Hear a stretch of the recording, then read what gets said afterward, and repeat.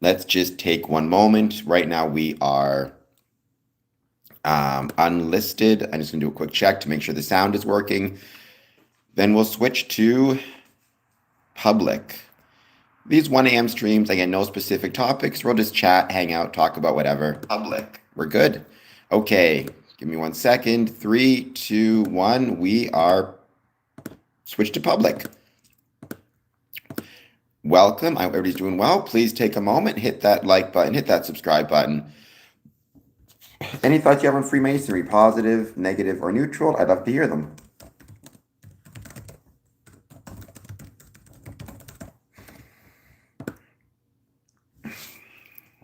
Let's pin this.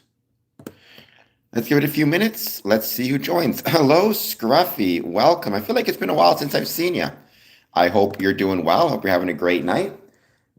Thank you to my good friend, Smokey the Clown, who earlier today was with me on a live stream on my personal YouTube channel. That was really cool. It was great to have him. So, yeah, I hope he's doing well. Thank you for him being there. And thank you, Scruffy, for being back. It's great to have you here once again. As always, I hope you're doing very well. Please take a moment, hit that like button, hit that subscribe button, and thank you for joining. Any thoughts you have on Freemasonry? Again, positive, negative, or neutral? I'd love to hear them. I am. Earlier today, we talked about shittification, which is a fun word to say because you can swear. It's all about the gradual decline in quality that many that unfortunately many online platforms go for. But the question is, to what extent can that apply to Freemasonry? What lessons can we learn from this idea regarding shittification, which I thought was very valuable. So yeah, I think we can learn a lot of things from a lot of different sources. Hello, Paragon John. I think you're new to the stream. I think I remember that name. Please hit like and subscribe. Thank you for being here. I hope you're doing well. Let's give it a bit of time. Let's see who joins. Any thoughts you have on Freemasonry, please let me know. Positive, negative, or neutral. These 1 a.m. streams, I don't have any specific topics. It's just hanging out and seeing who wants to join, who wants to talk. Rocket, very cool. I'm not religious myself. I'm not Christian. However, I appreciate that. Please hit like and subscribe. I create content that promotes the ways Freemasonry was and is relevant to the communities in which it's located, as well as stories of Masonic interest, all about Freemasonry. The Disabled Aviator, hello. I think you're new to the stream as well. I'm disabled myself. I'm missing my legs. I'm in a wheelchair. There you go. Well, hopefully you remember I go live at 1 a.m. and 1 p.m. However, one thing I'm wondering is if you're live, maybe that's because, if you always want to know when I'm going live, when you subscribe, make sure to hit the notification bell. So whenever I'm producing a new video, you get a reminder. Yes, I got funny teeth. Domov, please hit like and subscribe. So a good way to be aligned, CEO, is just make sure that you turn on the notification bell. That way, whenever I go live, you will see me. Freemasonry is a civic or community group or organization that has existed since the Middle Ages. It's kind of like a clubhouse. I've been a member since 2007, so almost 20 years. I am handsome. That's what matters. I am handsome. But thank you for being here nonetheless. David, I guess that would depend on the person joining. I don't know. I mean, they say they make good men better, but I've never been a fan of that phrase myself. I would say I didn't feel like a different person when I became a Freemason. I felt more connected to my grandfather, who was a Freemason and died before I was born. I also felt in a more privileged position, in that I felt I could try to make the world a better place, or is in a position to fight for a better world. It is not a cult for a few different reasons. The main reason is a cult, the goal of it is to isolate the membership from the outside world, family, friends, whatever it is, and just focus on the cult itself. Within Freemasonry, it does not do that. It does not try to separate you from your family and work and other areas of your life and your religion. In fact, it tells you to put those things first. So it is not a cult. Hello, Barry. Welcome back. Bob, what I am is handsome. Please hit like and subscribe. And thank you for being here.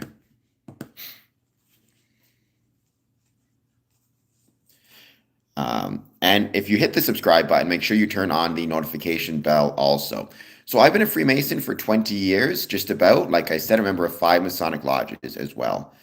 Um, Sam Frost, I agree. I am right. At least I like to think of myself as being right.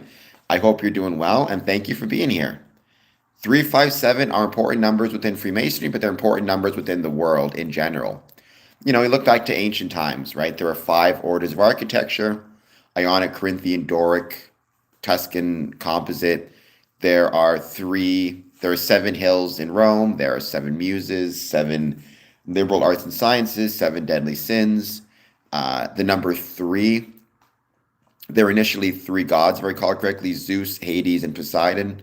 You know, these numbers matter in a lot of different contexts. They're all prime numbers as well. Hello, Bartholomew. Thank you for being here also. I hope you're doing very well.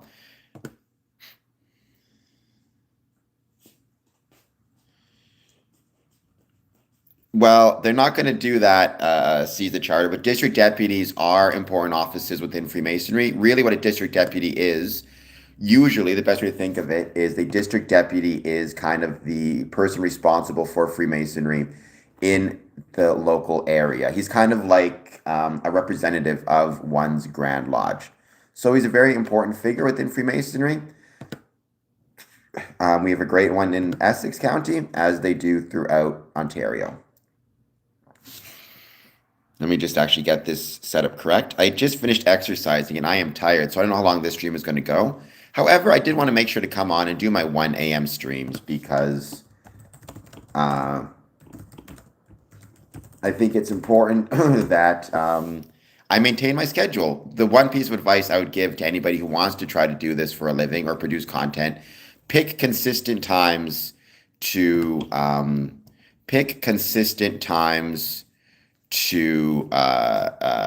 stream, to produce content, to release content.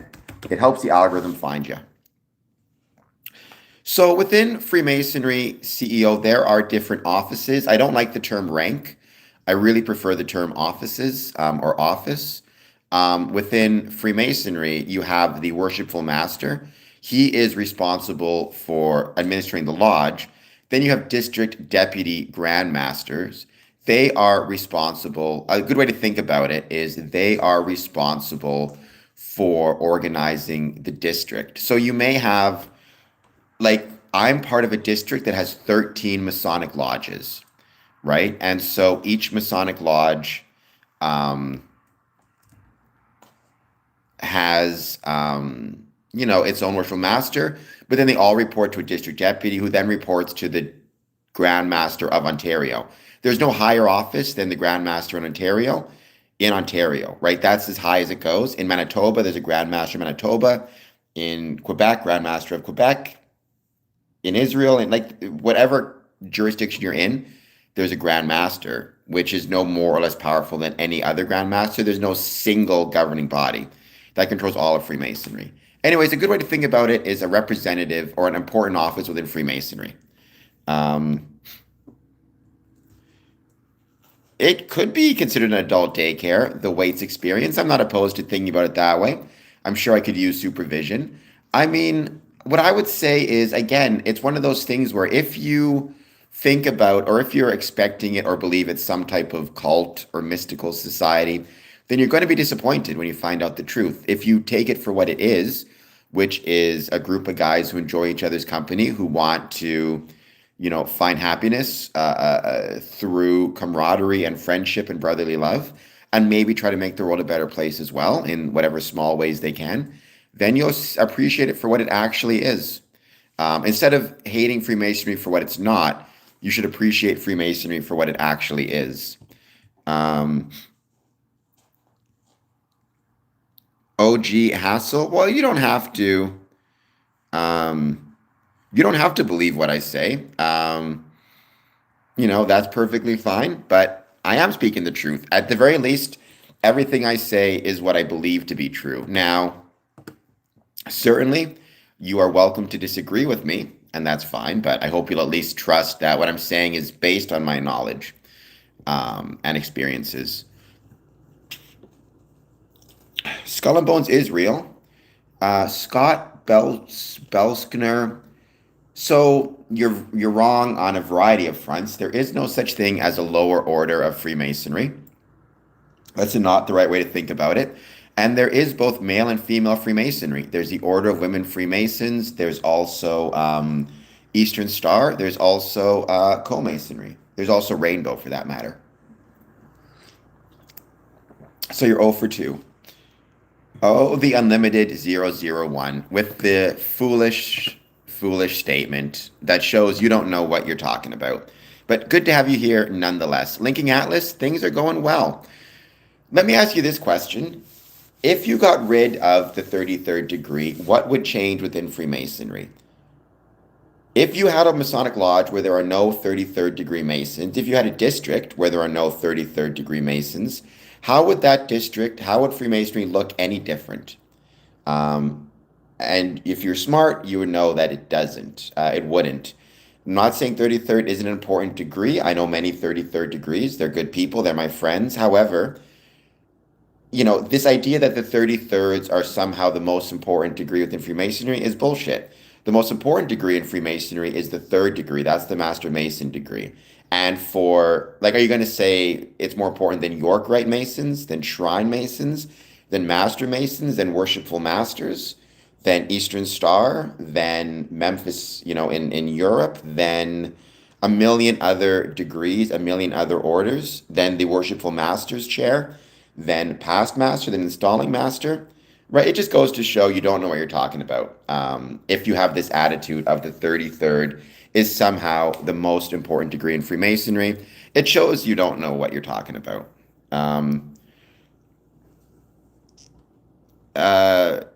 don't know what. So going back to the start, the weights experience. So to my knowledge, I'm not Eastern Star, but to my knowledge, the pentagram within Eastern Star, it's got 5 points. It's meant to represent 5 women of the Bible. I used to know which ones they were. Esther, Ruth, Martha, I forget the others. Esther, Ruth, Martha, I forget the other 2. And it's also meant to represent 5 virtues that correspond to each of the women, like humility, modesty, strength, I think is one of them. It's pointed upside down because it's this idea of these heavenly virtues, because all the women and their virtues are kind of represented biblically, and so it's represented above. It's pointed down because it's the idea of bringing these heavenly virtues into earth that we can express them, or that Eastern Star can express them. Freemason, that is not true as well, Caesar. I would say I've never heard the number 666 ever pop up within Freemasonry. I think the idea of the pentagram as being a trademark of the devil is a more modern invention. Don't forget, the Eastern Star was invented or formed in, if I recall correctly, 1850 in Missouri. Let me just double check. Eastern Star formation date. I think it was 1850 in Missouri, but I could be wrong. One thing I made a mistake for the longest time about, 1850, I was right. In Mississippi, not Missouri. Mississippi. So I got that wrong. Another thing I realized I got wrong, and I was trying to admit my mistakes. I always was saying that the Illuminati was founded in 1777. It was actually founded in 1776. So there you go. I got it incorrect by 1 year. 1776, not 1777.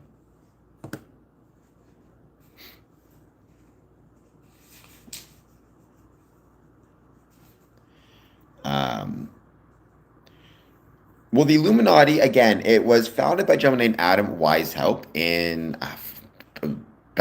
Belgium, if I recall correctly. I forget where. Adam Weishaupt was the name. He was an ex-Mason. He started for a couple different reasons.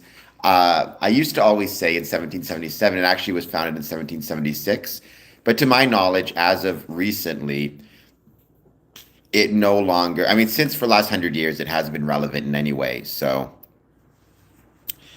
I mean, I would say that's not the case. There have been times when there's been world-changing events and Freemasons have been involved, not as an organized group, but just Freemason members. Like, 15 presidents were Freemasons.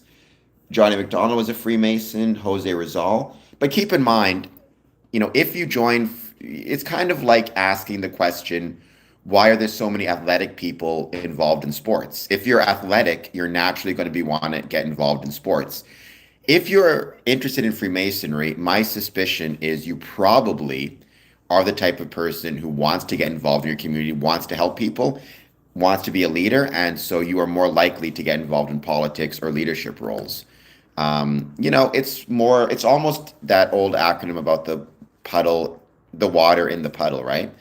Rain falls from the sky, it forms, into the shape of a pothole, and the water thinks I'm perfectly shaped to fit into this pothole. This pothole must have been invented or created for me. No, the water formed itself into the shape of the pothole. I think Masons often find themselves attracted to civic responsibility and civil responsibility and leadership roles. What's happening? Wild and fresh. Um, well, I have no interest in destroying the Catholic Church for the record. So there you go. Um, I'm not anti-Catholic and I'm a Freemason. So take that for whatever it's take that for whatever it's worth. I have no issue with the Catholic Church at all. I think that I have no issue with anybody's religion. I'm not a reviler of religion. So you can take that for whatever it's worth. I do not know what it means to be a self-worshiper. I definitely don't worship myself. Anybody who thinks they should worship me, you've made a horrible mistake. I'm as fallible as they come. So for heaven's sakes, don't worship me. By the way, um, I'm one subscriber away from 3,400 subs. So please help a brother out. Get me up to that one more. Um, I don't know anything about the Alta Vendita. I've never heard of it. Um, I don't know what it is. I mean, according to Wikipedia, which is not a great source, I admit it's not a perfect source. It seems to be implying that there's no evidence it was created by the Masons. Here's what I'll say. I will condemn any effort by any group to suppress one's religious beliefs. I think religious tolerance and religious freedoms are cornerstones of Freemasonry, going back to the Anderson Constitution, which is one of my favorite documents of all time, not just Masonic. Um, that I don't know what the Alta Vendita is. I've never heard of it. So um, I do not know what a Mason Greenwood is, Samuel 333, but please hit the like button and the subscribe button. Um, I would greatly appreciate it. Get me up to 3,400 subscribers. Help me grow this channel. By the way, it has been growing very well. I'm grateful for everybody who's helped me make this a success.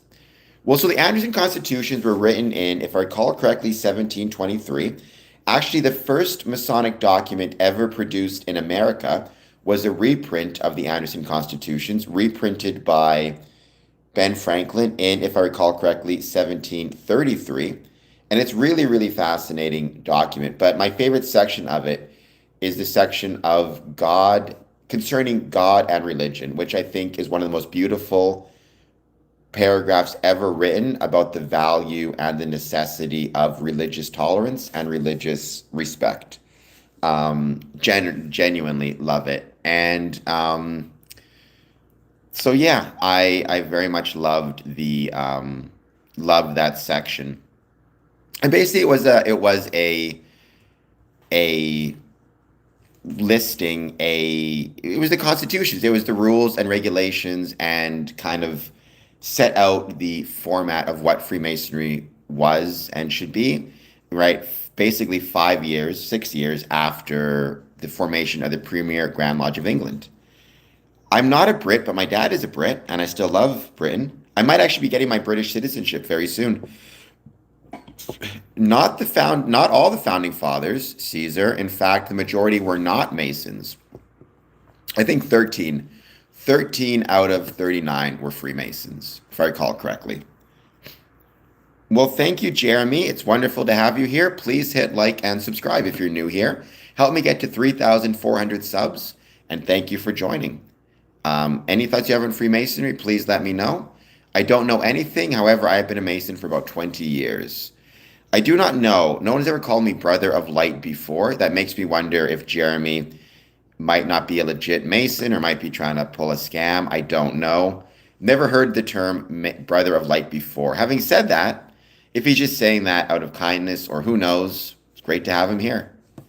But Brother of Light is a weird statement. You know, when I hear the term may love and mercy be upon thee, normally what I think of is the Catholic Church, to be honest, or the Catholic faith. But I don't know. All right, let's give it a bit of time. Let's see who jumps on. Thank you all for being here once again. No, we do not, Ahmed. All right. Give it a bit more time. Let's see who joins.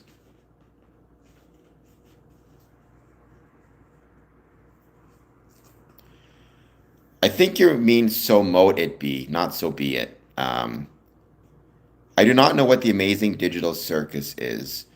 We're not trained in rhetoric, or we're. I guess again, you can believe me or not believe me, Caesar, but everything I say here is my true intention. I don't try to hide. I think rhetoric is a great tool by which you can better express your true intentions or express yourself, but I think any training that happens in rhetoric, like I've never had to sit down and have a Masonic lesson on rhetoric, but certainly within Freemasonry, you're encouraged to learn rhetoric. It's one of the seven liberal arts and sciences, along with geometry, along with other sciences. And I think, if you become a leader within Freemasonry, certainly a worshipful master, you naturally develop rhetoric or rhetorical skills because you have to be able to express yourself well to communicate with your brethren, right? If they're confused as to what you're trying to say or what you're trying to do, you're not going to have a successful year as a Freemason. Hello, Aiden Stool. Please hit like and subscribe.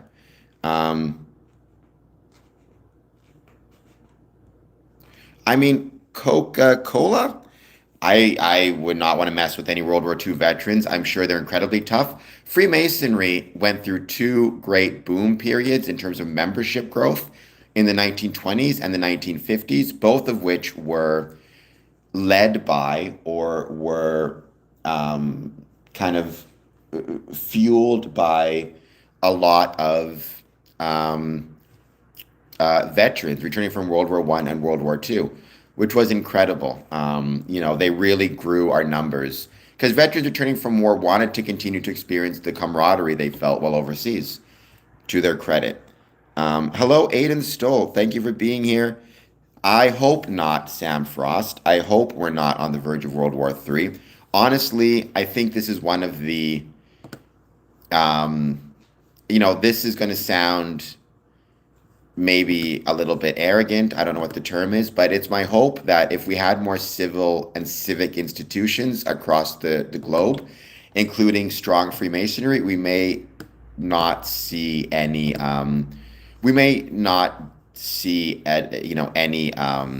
future global wars. Because I think if you have Masons on both sides of a conflict, maybe you have a better opportunity for communication and trust. However, having said that, George Washington and King George were both Freemasons. Didn't stop the Revolutionary War. I have no idea what that means, Jeremy Elkins. I am not of darkness, nor am I necessarily of light. I don't, depending what you mean by that. I'm just a guy. I'm just a guy who likes to talk about Freemasonry. In fact, loves to talk about it and created this channel to talk about it.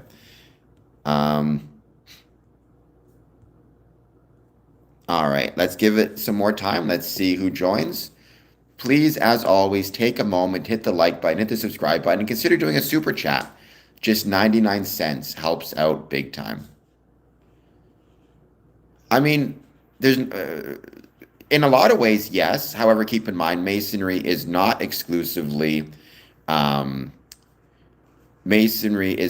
exclusively guys only. When you say guys, I assume you mean guys. We have the Order of Women Freemasons, we have Eastern Star, we have Co-Masonry, we have Rainbow. So a lot of different groups. And Freemasonry is for both men and women. There has been Freemasonry in England for women longer than women have had the right to vote.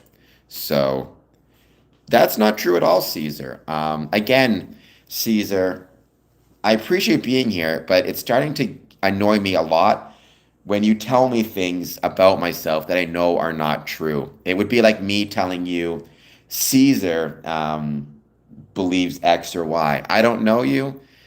I can tell you uh, Freemasons are encouraged to be good citizens, to put our citizenship first, to care about our country as well as our community. Now, that's not to say we're not, encouraged to recognize our brothers from around the world. If I'm lucky enough to be visiting the Philippines and I visit a Masonic lodge, they're my brothers, and I love the fact that I get to visit them. I have great respect for the countries to which I visit. I obey the laws of the country to which I visit, but I also love my country and my city and my community. Um, well, I got a big skull because I got a big head. So I have great loyalty to my country. I have great loyalty to my locality. And I have brotherly love for my Masonic brethren.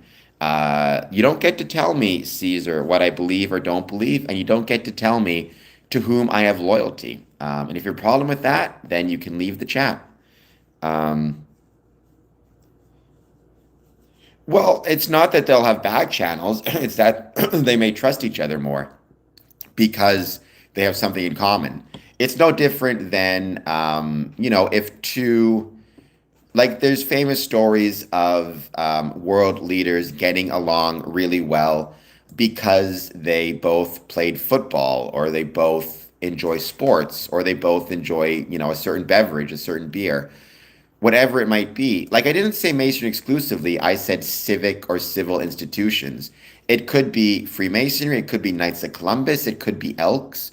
But if we had a greater amount of civic institutions across the world and around the globe, people may feel more connected to one another because they'll have those connections, right? They'll know something about the other person. When I'm traveling, when I went to the Philippines and I went to the Masonic Lodge, I didn't know any of the brothers there, but I immediately felt connected to them and trusting of them because they're my brothers. I was watching um uh well, if you want to help me grow my channel protecting, then you know, hit that subscribe button. Um the and plus the other thing is protecting children. I don't know who Etwo is. One thing I've noticed is when I'm talking, one of the things that can frustrate other people on the stream is if you're constantly responding to the same questions or the same comments or the same statements from people, then other people watching it who are more, let's say, open-minded or want to learn more about Freemasonry or growing their Masonic journey tend to tune off as well because it's dealing with the same type of over and over again, right? The same kind of statements over and over again, right? Well, I have no idea, Sam Frost, if rich individuals are feeding groups like Antifa to protest and cause unrest. I mean, my general view is I'm always wary of any, like, I I don't know what that looks like, what it means to fund. I mean, is that setting up GoFundMe's? Like, what does that actually look like? And what is the practical application? How does that work?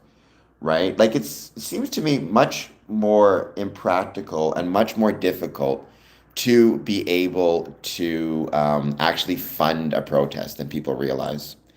Um, yes, as Frog Eat Frog says, rather see 9 people with brains than 100 dumbasses, right? The people like Frog, Frog Eat Frog tend to want to leave if you get too many stupid comments in the chat. And that's one of the things you're trying to balance out. Um, So Caesar, why, if it's my YouTube channel, should it be an open forum, a forum for open discussion? You can create a YouTube channel and you can have it be a forum for open discussion if you so choose. Um, and I try to keep I try to make this an open discussion. Certainly, you've, stated your opinions multiple times. I'd say my point, though, is when you tell me what I believe or what my opinions are repeatedly, at a certain point, um, at a certain point, it's clear the discussion is not going anywhere. Um,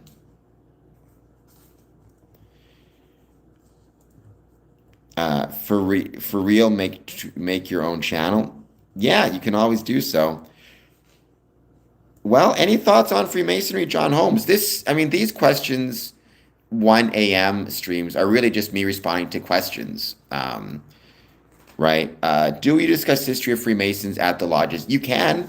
It really depends on the lodge and whether they want to have like whether they want to have education. I think a lot of Masonic lodges are being encouraged to have sections set aside for education. For example, they may have, you know, every if a meeting lasts for 2 hours, they may say the last 15 minutes is going to be for a presentation or a discussion, and they may use that time to discuss history. They may have a brother research some part of Masonic history and do a presentation on it or do a discussion on it. If your lodge is lucky enough to have a historian, the historian may set aside 15 minutes at the end of each meeting to discuss some aspect of Masonic history, which is really, really cool and a really good, a good idea. I wish we did it more often, to be honest. Um, um, well, I mean, I would disagree with that, Caesar. I've read Humanum Genus by Pope Leo the 13th, published in, I think it was 1888. It might have been 1885. I forget the exact date. However, you know, um, I've read that work. I mean, basically, in my opinion, obviously everything that was said in that work, in that it's called a papal encyclopedic, I think,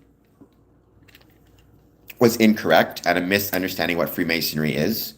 I definitely had a hope that it's unfortunate it hasn't happened, but I had a hope that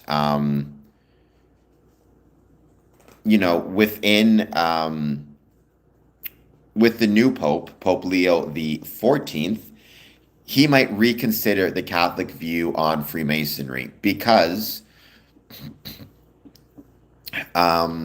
he was born in 1959 in Chicago at a time when Freemasonry was much more substantial, was growing much greater, and had a lot more members. Certainly in Chicago, it was very popular. So he would have had more direct interaction probably with Freemasonry than a lot of other popes and a lot of other maybe Catholic leaders, certainly more than the previous pope. And so my hope was maybe he would reconsider, especially because Freemasonry is so popular in many Catholic countries and has many Catholic members in the Philippines, for example, in South America. So I hoped he might reconsider, but so far, no dice. Um, Encyclical, okay.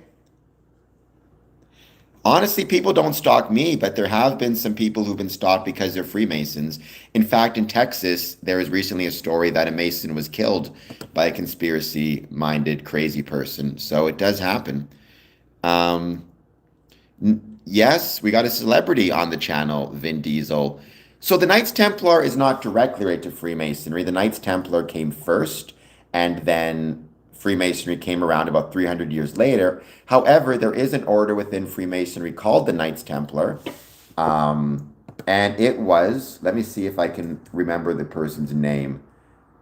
It was Chevalier Andrew Michael Ramsay, who in 1737 gave what's called Ramsay's Oration to a bunch of new Masons in France, in which he claimed there was a connection and a descent between the Knights Templar and the Freemasons. Now, in my view, it was a chicken and the egg. Ramsay made the oration, and then people created kind of ceremonies and rituals, developing this connection, though it never actually existed. It was an after the fact thing, if that makes any sense.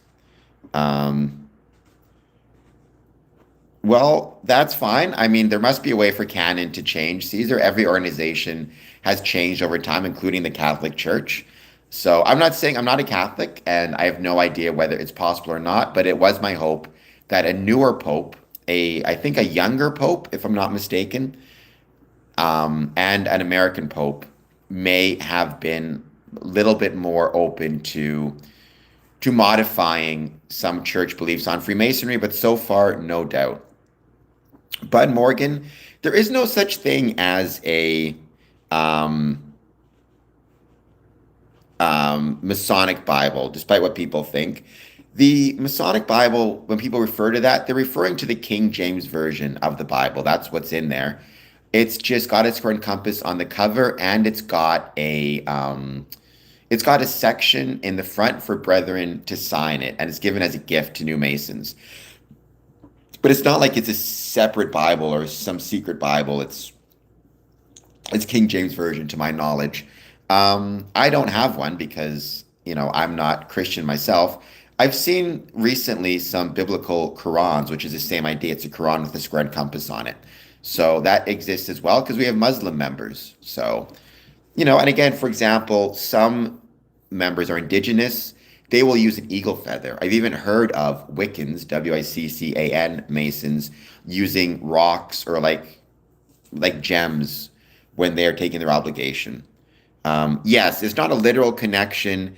It's more, not even copied all their stuff, but they took some symbols and ideas, certainly ideas of chivalry from the Knights Templar, and applied them to the Masonic Order. Um, I drink a lot of coffee. I can assure you of that. So I'm not an atheist because Freemasonry, you must believe in a supreme being. My supreme being is the rational nature of the universe as expressed through rationality and geometry. I mean, I have no judgment of Wiccans, but again, that's the thing about Freemasonry, and that's the thing I love about Freemasonry is it is tolerant of different beliefs because it's a civic organization, right? There's no rule that says, a Catholic church or a Protestant church or a mosque or whatever. They are allowed to be exclusionary, and it's perfectly fine. If I go into a Catholic church or whatever it is, and I say I want to pray with the Quran and use this book, they have the right to say no. This is a religious institution. This is the Bible. This is what we use. This is our faith.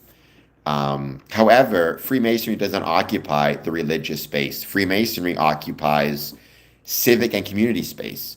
And I have a responsibility to welcome my neighbor to my lodge if he wishes to join, whether he be Wiccan, Muslim, Jewish, Catholic, Protestant, Anglican, Hindu, Sikh, First Nations. They're my brothers and I love them, right? And the idea of saying one's faith is bad news, I'm not a fan of that. Um, so, worldwide discussion. So, Freemasonry, what it provides is different for every Mason who joins. It's like being a football player. What does being a football player provide? Well, for some, and again, when I say I don't just mean NFL, I mean everything from an NFL football player to somebody who plays on a pickup team to somebody who, plays in the CFL to somebody who plays with their friends. Some people, it provides health, like fitness. Some people, it provides a sense of camaraderie and fellowship and friendship. Some people get a sense of fun and enjoyment out of it. Some people Maybe it's a profession. Freemasonry is similar. It provides different things for different people. For me, one thing that Freemasonry provides is it makes me feel closer to my grandfather. He was a Freemason. He died before I was born, so I never got to meet him. But being a Freemason does make me feel closer to him because I feel like him and I now have a connection. And I feel like I know him in a way that if I didn't have Freemasonry, I could never have gotten to know him because I never got to meet him.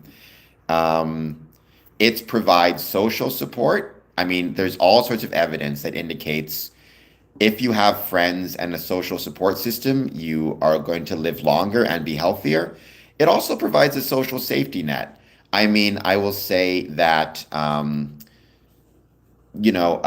known three Masons who would have been homeless were it not for Freemasonry stepping in and providing them with what's called benevolence. So, providing them with rent money or just money in general to help pay their rent or their mortgage to keep them and their families in their home. And that doesn't just help the brothers, that helps the whole community, right? It provides a sense of belonging. It provides brothers to help you move. It provides a sense of fun and enjoyment. What does hanging out with your friends on a Friday night provide you?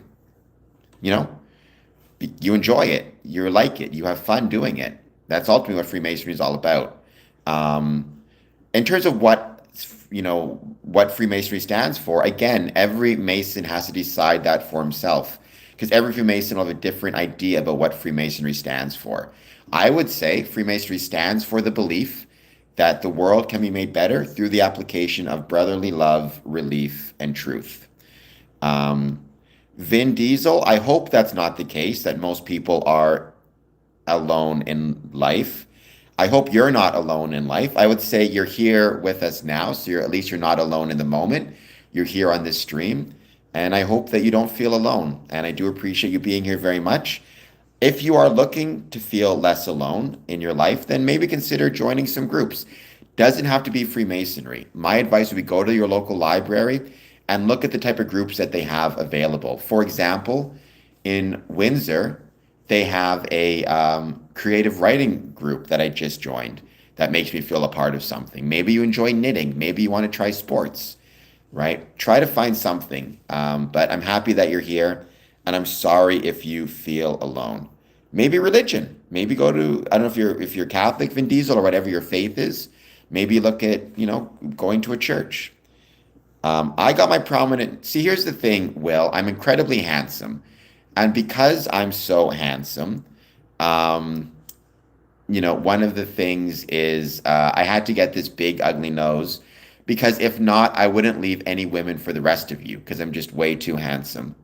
Um, well, it is a common practice in society, first person. There are many ways to get the benefits that one gets from Freemasonry, and everybody can decide for themselves. It's like music, you know?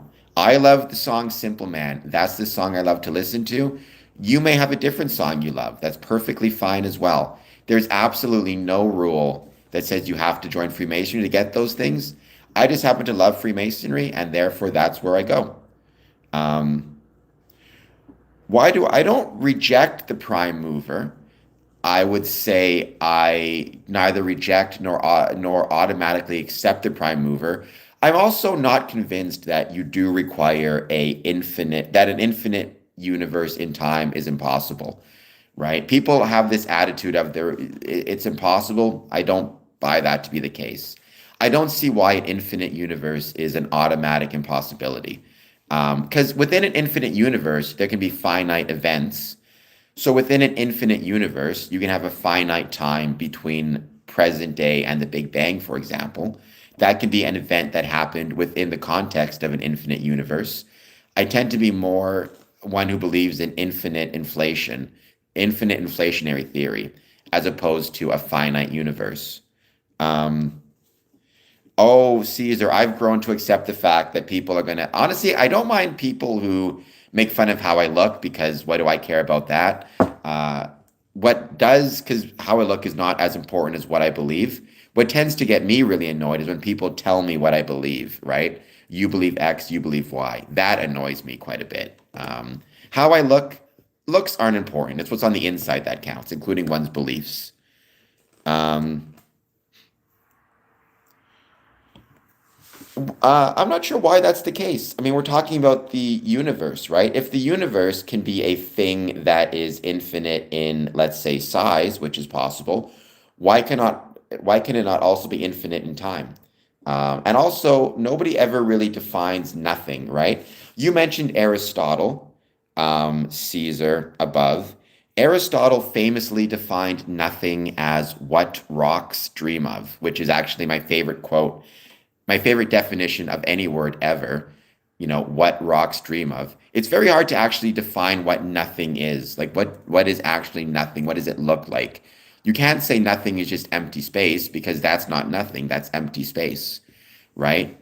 I think when you actually try to define nothing, there's no good answer to it, which is why I don't automatically reject the idea of the prime mover, but I'm not convinced it's actually a necessity. Um, I mean, I don't think there's any groups that want to destroy Freemasonry per se. I mean, the Catholic Church is not a fan of us. Um, we have no issue with Catholics. I know many Catholic Freemasons. There have been political groups over the years. Nazis, for example, in Germany wanted to destroy Freemasonry. There are some countries in which it's illegal or outlawed, but that's just kind of one of those things, right? So, um, well, that's true. I mean, and that's a valid point, Caesar, right? I just because I'm don't get annoyed with people bullying me for how I look. Other people may have, I mean, everybody has their own insecurities, right? And if you come onto this stream and bully me for how I look, you may get comfortable going onto a different stream and bullying somebody else for how they look. And they may be really struggling. So, I would say to be on YouTube, you have to have a thick skin.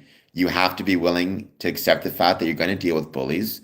However, it is also absolutely, valid to say that, don't be a jerk. You don't know what somebody's going through. You don't know how somebody's struggling with something, right?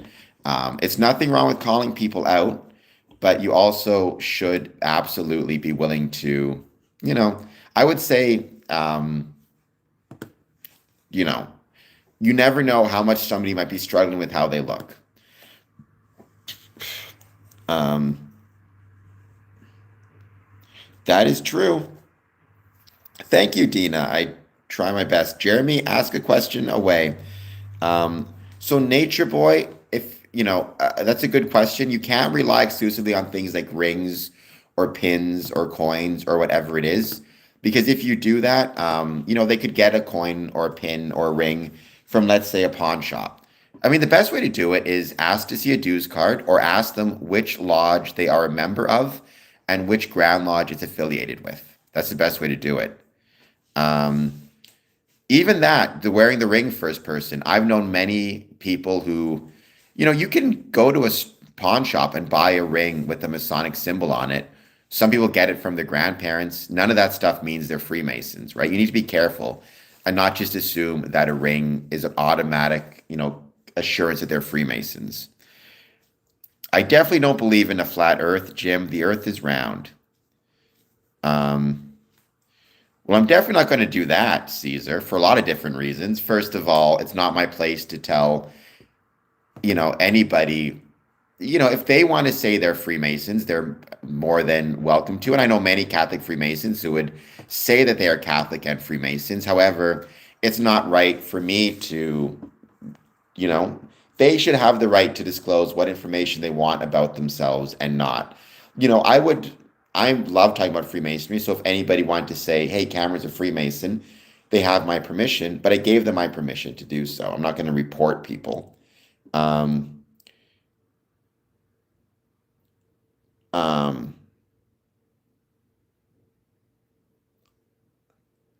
I, I have no idea what that means, Jeremy Elkins. I have no idea what it means to keep your back straight. If you want to join Freemasonry, contact a Masonic Lodge and express your interest.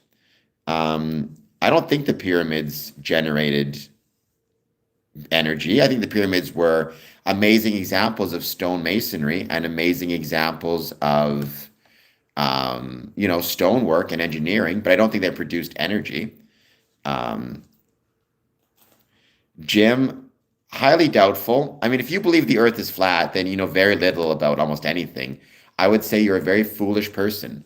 So, I highly doubt you know anything about Freemasonry. Um,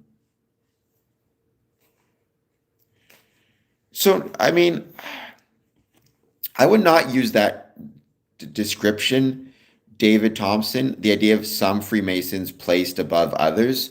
Certainly within Freemasonry, there are offices. So, for example, the worshipful master of a lodge is in a leadership role as well as a service role to the craft.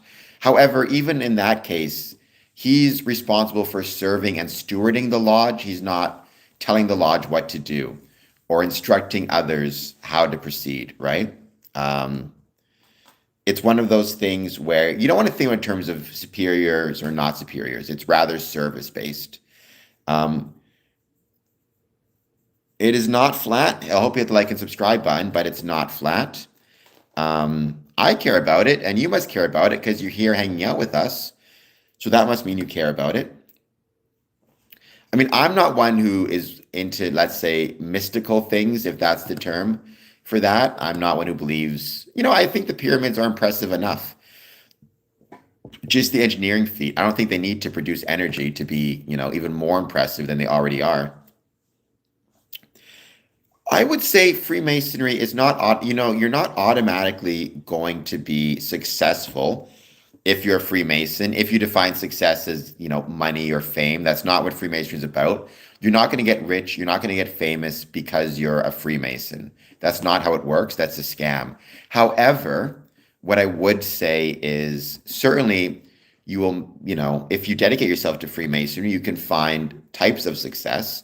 You'll make friends. You'll develop certain skills, memorization skills, meeting organization skills. You'll develop the health benefits of having a strong social circle.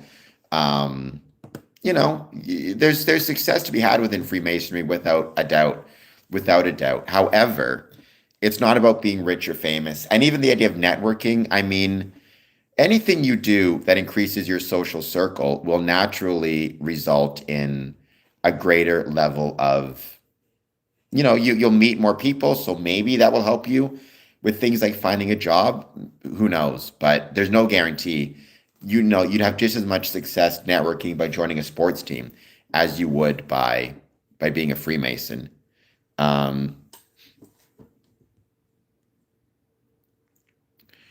there was, well, we're not going to end Freemasonry.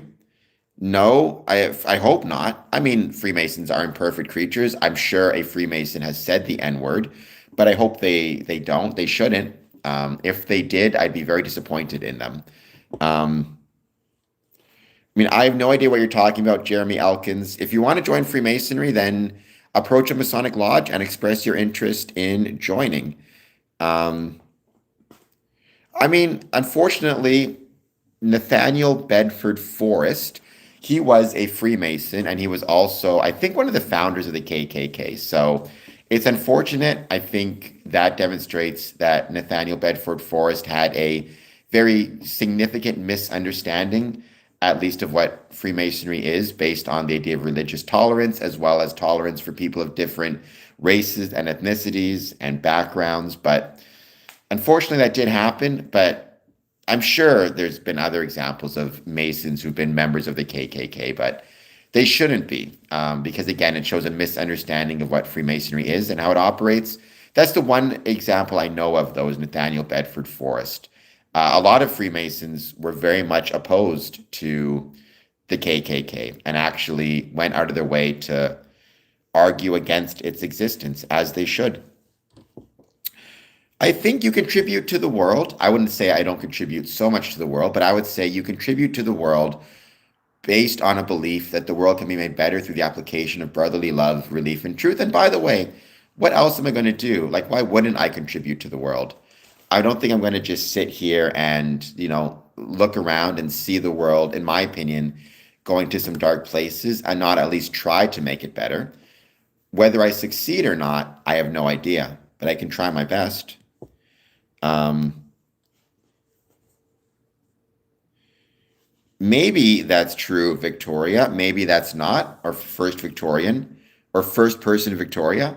What I will say is I've never seen anything within a Masonic ritual that is dangerous, that is illegal, or that is against one's civic, religious, familial, or any other responsibilities. So they're different groups. Don't tap, don't cap. They're different groups. Skull and Bones, to my knowledge, is a fraternity out of Yale, but I don't know much about it. Um, the Knights may have a rivalry with us, but we have no rivalry with them. I love the Knights of Columbus, and I wish them nothing but success. I've even known a couple people who are both Knights of Columbus and Freemasons. It does happen, believe it or not. Um, but again, Freemasons, at least in a metaphorical sense, Freemasons are vegetarians in that we don't want no beef with nobody. And I think society is made better and society is made stronger if and when we have strong civic organizations across the board. Elks, Moose, Knights of Columbus, and Freemasons. I would love to see men joining, and women for that matter, but men joining all four organizations and even more, like you had in the 1920s. If I can get to 33 likes, I'd appreciate it. Um, I have no idea what log on the fire means either. I have no idea what any of the things you're talking about mean, Jeremy Elkins. Um, I think you might have been talking to a clandestine Mason at this point. Good for them, Caesar. I mean, the Knights of Columbus do a ton of great work. They do a ton of great charity. They do a ton of great work. And I think, in my experience, wherever they are, they make the communities better. So, nothing but respect for them. Um, I mean, well, Caesar, maybe you should consider taking up the offer and maybe you should consider trying to make it less old and less boring. Um, I mean, what I would say is, you don't have to, but I'm suggesting if the Knights of Columbus is something that interests you, um, and for whatever reason, you find it interesting, but you're concerned it's old and boring, maybe join and try to make it less old and less boring. Try to bring some of your friends in, try to grow it. I would have nothing but respect for you if you tried to do that. Dylan, we have coffee clubs, right? Look, we Freemasonry has a lot of social events and activities, coffee clubs, fundraisers, dinners. That's very important to Freemasonry. You need those things. I've talked about why those things are so important in the past. They are incredibly valuable and incredibly important to Freemasonry. But the rituals are important as well. The rituals, there's two ways to create bonds between men and women, but to create bonds between men of different generations and different times, the past, the present, and the future, either shared experiences or shared knowledge. And the ritual is what allows the creation of those bonds. If we got rid of the ritual, we would lose those bonds. And, quote unquote, civic or community organizations that have rituals that got rid of them do not do well. They tend to die out in a quicker pace because they have less things bonding the members together. Um, I don't think, well, I'm happy to be who I am, Caesar. I don't need to become Catholic. Having said that, again, if you wanted to join the Knights of Columbus, I wish you nothing but success and I hope you join them. Um, well, I would not agree with that, the unlimited. I think it would be better for communities. I think it would be better for communities if people joined any number of different fraternities. Whether you join the Knights of Columbus or the Freemasons or the Elks or the Moose, I think that's all valuable and all important. And the one that you choose to join, you have to decide for yourself based on almost a leap of faith, right? You do your research a little bit, you meet with the different groups, and then you decide, I feel like this is best for me. I feel like Freemasonry is best for me. I feel like the Knights of Columbus. I feel like uh, the Legion, the Order of Fraternal Police, the Elks, whatever it might be. You decide for yourself. I'm not one who believes that any one particular religion is better than the others. So if you're looking for a more religious experience, definitely don't join Freemasonry. It's not a religion, but you can absolutely look at joining the Catholic Church or any other number of churches, maybe converting to a religious belief, whatever it is that you feel within you will, bring you those connections you're looking for. But I'm not going to rank anybody's religious beliefs or say it's better to join this church or this group or that group. I can just speak for myself and say I love Freemasonry. It's like if I created a YouTube channel and talked about my favorite movies. I'm not saying you have to like the movies. I'm not saying you have to enjoy the movies. I'm just saying I enjoy the movies, and I'll let you decide for yourself. I do believe in science, Quint. Again, my supreme being is the rational nature of the universe as expressed through um, geometry and science.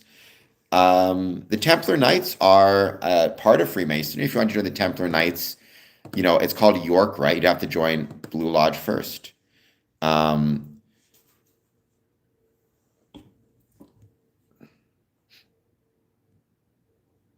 I mean, I wouldn't want to get into a fight with them.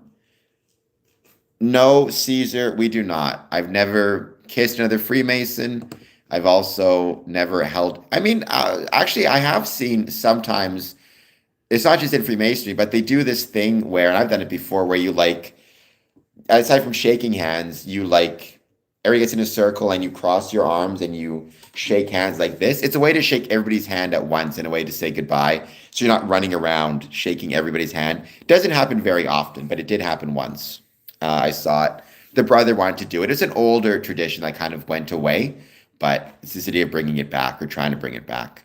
Um, well, they were around 1,000 years ago, Dinah. I mean, for heaven's sakes, man, give them some credit. Like, I wouldn't want to fight with them. Um, I think they're pretty tough hombres. So, I mean, I also wouldn't want to fight with a samurai for that matter, to be perfectly frank. George Bush was not a Freemason. At least to my knowledge, George Bush was not a Freemason. George Bush, I think he was a member of Skull and Bones out of Yale. George Bush, and neither George Bush nor George W. Bush were Freemasons. The last undisputed Masonic president was Gerald Ford. Everybody agrees he was a Freemason. Ronald Reagan may be an honorary Freemason. It depends who you ask and how that works. Bill Clinton was D Molay, which is a Masonic youth group, but he never joined Freemasonry. And Joe Biden may or may not be a Mason. He was made a Mason on site by Prince Hall in South Carolina, although whether that's legitimate is being debated. Um, I mean, I'm not sure what you mean by that, Caesar, where I've never seen two Freemasons become intimate. That'd be weird. I don't know why they'd be doing that at Lodge in the first place. I mean, brotherly love. It's platonic love, right? By the definition of it, brotherly love. It's, in some ways, the same love I have for my brothers in Freemasonry is the same as the brotherly love I had for all the people on the different sports teams I played in, or even military. It's like brothers in arms. It's that idea. Some do, but they are wrong. The Unlimited. Trump is not a Freemason, at least to my knowledge. Sam Frost, awesome. I'm sure it's an awesome building, and I'm sure the Knights are awesome people. Well, he may have been a Freemason. It's debated. We don't know. It depends who you ask. What happened is, Travis, I will not do that. You're on your own. What happened is, on his second to last day in office, Joe Biden was meeting with a bunch of different community groups and organizations. It was like, I used to work in politics. I know what it's like. It's one of those things where it's basically like you have this line and Joe Biden is at the front of it, and then people walk to him. They shake his hand. They may give him a gift or, whatever, say a few words, get the picture taken, and then the next one comes along. I think it was community groups that were engaged in charitable activities he was meeting with. And one of the groups that he met with was the Prince Hall Masons out of South Carolina, if I recall correctly. And they gave him a plaque which said he was made a Mason on site, and was therefore now a Freemason. He accepted it at the moment, though I've heard a lot of different stories as to whether he kept it or gave it back, whether he, accepted the Masonic kind of designation or refused it or refuted it. There's no guarantee he knew that that would happen. He knew certainly who he was meeting with, and I'm sure he was probably congratulating them on some type of charitable act or some community service they were doing. He may have had no idea he would get the plaque, making him a Mason on site. And there's all sorts of different debates as to whether or not, you can even make someone a Mason on site. A lot of people say you can't. Who knows? That's debated. And then the jurisdiction, it's very complicated. It's very confusing. It's not clear. I would call him a Freemason because it's like, why not? If that group wants to make him a Mason on site, I would call him brother. But it's debated back and forth.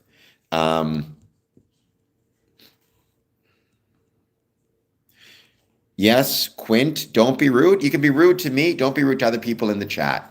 Don't talk to other people on the chat. Just talk to me. Caesar is wrong about many things. I disagree with him, but don't be rude to him. Talk to me. He's part of the chat and he's welcome to be here.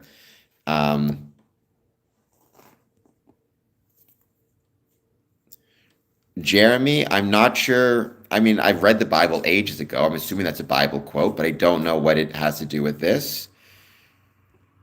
What I would say, I'm not going to say whether there is a mock execution or not. Travis Lundy, I don't talk about rituals and what happens, it doesn't, so you can decide for yourself if you believe there's one. What I will say, though, is in general, and this is just a general piece of advice, it's not a bad idea for us humans to spend some time thinking about our own mortality and the fact that we're not going to be here forever, and maybe use that to encourage us to try to take advantage of the time we have here on Earth, to try to improve it for the world around us and the people around us, and to remember to tell the people around us that we love them and care for them, whether it be family or friends, because you don't know how long you got. Nobody does. That's a Stoic idea, by the way, Stoic philosophy. One of the famous ideas in Stoicism is every morning to contemplate your own death as a way to remind yourself of the value of being here on Earth and to be grateful for your life. I think Marcus Aurelius suggested that, if I recall correctly. And it's also Ernest Becker of the Becker Institute talks about that as well. So we do not sacrifice a baby, first person, nor do we sacrifice an effigy, nor do we do anything with Moloch. So you're 0 for 3. I don't know anything about Bohemian Grove, and I do not know anything about the owl they worship. I don't hate the Pope. I don't love the Pope, I guess. I don't know the Pope. I have no issues with the Pope. I do not hate the Pope at all. So, I wish him the best. It's my hope that one day maybe there'll be a change of heart from the Catholic Church as it relates to Freemasonry. There are many Catholic Freemasons, especially in countries like the Philippines, right, which is a predominantly Catholic country and has a ton of Masons. Also South America. I'm not anti-Catholic, right? So Travis, don't tell me what I believe. Don't tell me what I am. I'm a Freemason and I'm not anti-Catholic. Sorry, I missed your question, Caesar. Can you go through it again? I've got a bunch of people, so I missed it. I think I don't see the Pope as an adversary. And again, I've never, in my 20 years as a Freemason, or 19 years as a Freemason, I've never heard any Mason bring up the Pope in a negative way or with negative connotations, nor have I ever heard them bring up Catholics in a negative connotation or in a negative way. I think a lot of people have this idea about 33rd degree Freemasonry. But even then, historically, because Freemasons borrowed a lot of symbolism from the Knights Templar, right? One thing that, famously on Friday the 13th, it was the King of France, with the support of the Pope, I believe, called for their execution in 1307, I think it was. But I've never heard any Mason say anything negative about the Pope or the Church. I can't step on anything. I have no legs. However, I'm not good. Again, I don't speak about rituals. I can't speak to rituals, but let me ask you this, Travis. What would happen if we within Freemasonry, like what does it mean to be a 33rd degree Mason? What power does it give you? What influence does it give you? What control does it give you? What rank does it give you? What does it mean to be a 33rd degree Freemason or a member of consistory? No, I don't think they do, Caesar. Look, this is debatable because there is this idea among some Freemasons, like Chuck Dunning wrote a book, and he talked about the initiatic experience and the idea that being a Freemason, to be successful, there has to be an initiatic experience which somehow changes you, or it doesn't have to be a major change, but brings you into something new. That has not been my experience. I don't feel like um, being a Freemason changed me as a person. I consider myself the same before and after. It gave me certain skills and abilities. It made me feel closer to my grandfather, but I'm still the same person I was beforehand. To me, Freemasonry is very much not about what's on the inside. Or sorry, let me rephrase that. Being a Freemason is not about what you get from it or how it changes you. Rather, it's you joining something to contribute, right? I didn't join Freemasonry because I wanted it to change me, and I don't feel like it has. But I joined Freemasonry because I wanted to contribute something to it. It's kind of like a job, right? There's this old joke that you get a lot where people will say to you, like, why do you want this job? And the joke answer is always, I want the money. But to me, it's like you can get money, you can get any job. You should want to work at a certain place because you feel like you can contribute to it in some way. And you feel like the job is worth contributing to. There's something about that job, like it could be serving coffee, right? You feel like, okay, I can contribute. I can be good at this, and I can also make people's day a little bit better by being extra nice to them, providing them with extra customer service, right? I didn't join Freemasonry for what I could get from it or to be changed. I joined because I want to try to change the world and make it a better place through the application of brotherly love, relief, and truth. And I felt that Freemasonry was the way to do that. You can maybe change the world, Caesar, like I don't know you personally, but maybe you're an artist. Maybe you can make the world a better place through music or paintings or at your job. I don't know if you work at a coffee shop, you can be extra nice to the customers, make them feel better if they're having a crummy day. Make that choice, right? It's not about the internal. I don't feel like Freemasonry changed me. I feel like Freemasonry allows me to change things for the better. Um, Little Leaf, please hit like and subscribe. Um, well, I think because the point is, Travis, you have a very significant misunderstanding of what a what it means, what this idea of like 33rds are, or whatever it is.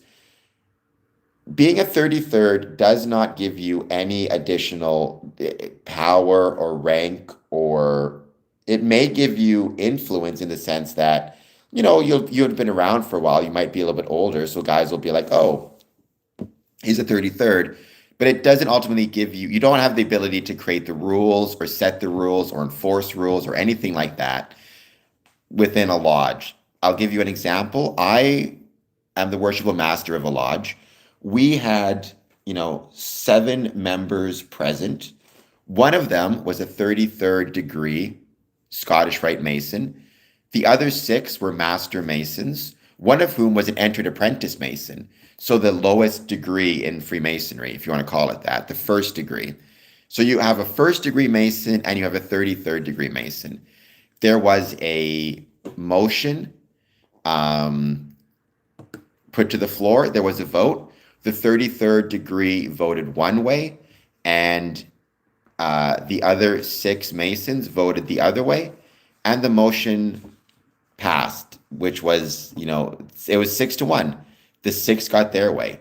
Being a 33rd made zero difference, right? It did not give him any additional say or power or influence in the lodge. For 99% of Freemasons, the 33rd degree has nothing to do with their Masonic journey. What if they're Yorkite? What if they're Shrine? Are they less Masons in the 33rd degree?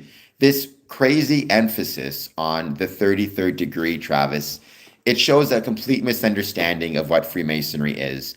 If there is an important degree within Freemasonry, it's the first three degrees.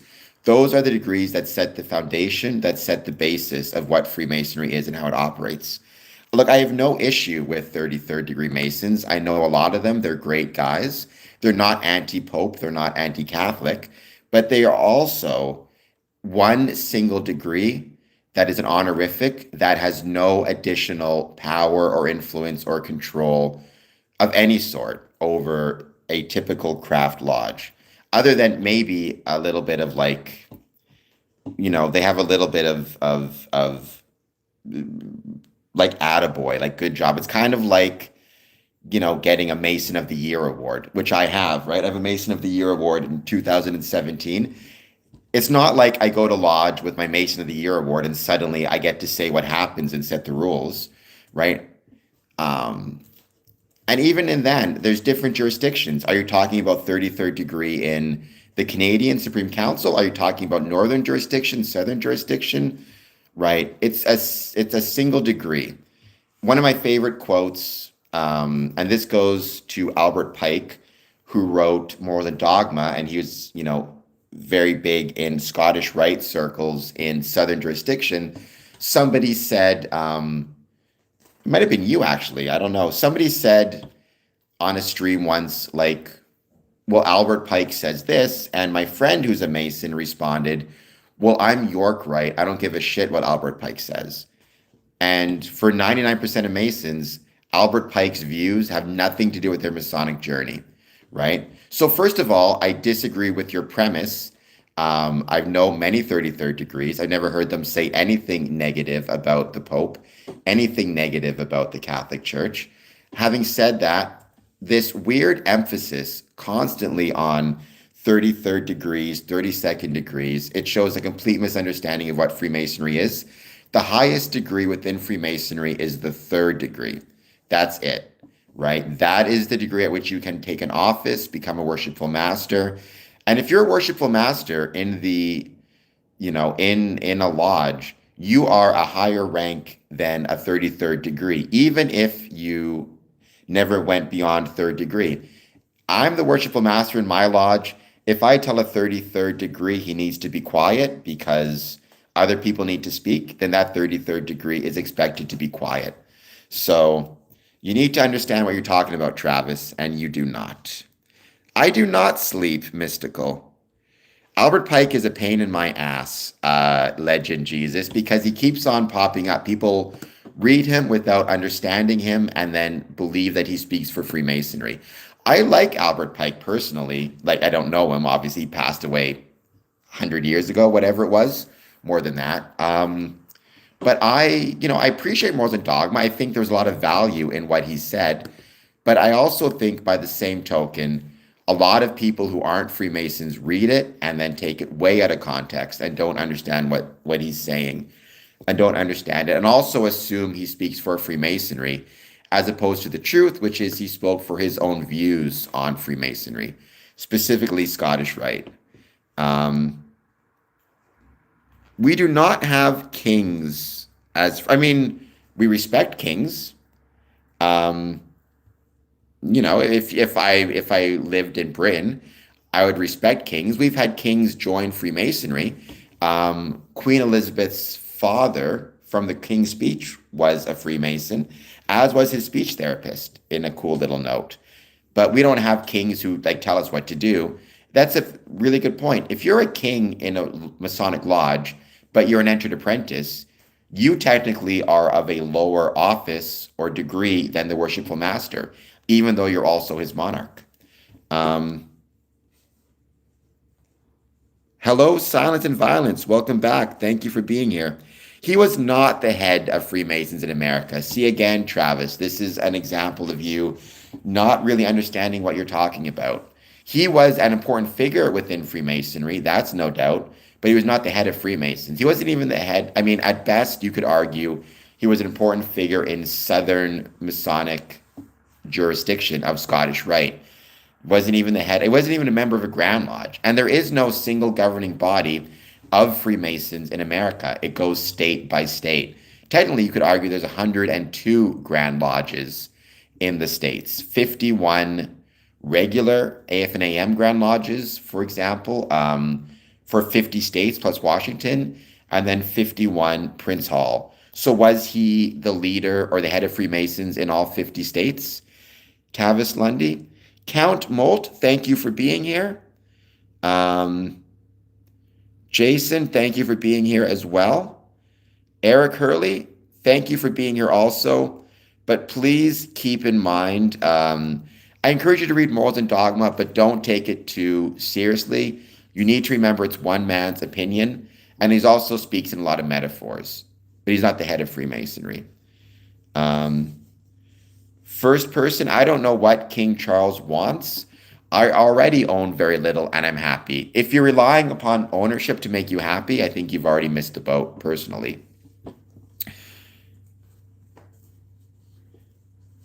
Well, I mean, a normal, right. Okay. So what does that mean, Tavis? What does it mean to be elected the sovereign grand commander of the Scottish Rite Southern jurisdiction? What does that actually mean? Do you know what that means? What is the Southern jurisdiction? What about the Northern jurisdiction? Was he responsible for that? What about the craft lodges, right? What about the craft lodges in the first 3 degrees? Was he the head of that, right? You don't know, unfortunately, Tavis, you don't know what you just said means.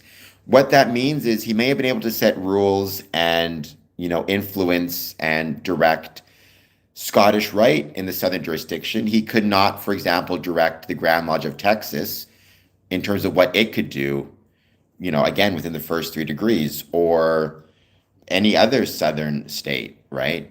He could tell the Scottish Rite bodies what to do, but not the first 3 degrees, not the craft lodges, not the blue lodges. Again, that's not to say he wasn't influential. He certainly had a level of influence because he was, so prolific, but he had no governing authority over craft lodge or blue lodge. And what about the Northern Masonic jurisdiction, right? What about Canada? What about all these other Masonic bodies and organizations? What about Eastern Star? Um,